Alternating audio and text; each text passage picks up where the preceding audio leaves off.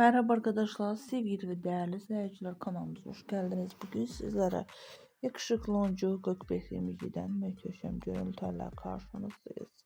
Türkiye'nin sevimli ünlü oyuncusunun yeni görüntülerini umarım beğenirsiniz. Gökberk Demirci'den yeni sayfalardan, yeni Instagram'ın fan sayfalarından yeni fotoğrafları toparlayarak sizlere takdim ediyoruz. Başarılı oyuncumuzun yeni dizilerden, yeni projelerden olan yeni görüntülerine devam gelmesi istiyorsanız da Ünlüler Apartmanı kanalımıza abone olmayı unutmayın ki iş videolarımızdan haberdar sizler olasınız. Buyurun videomuzu izlemede kalın.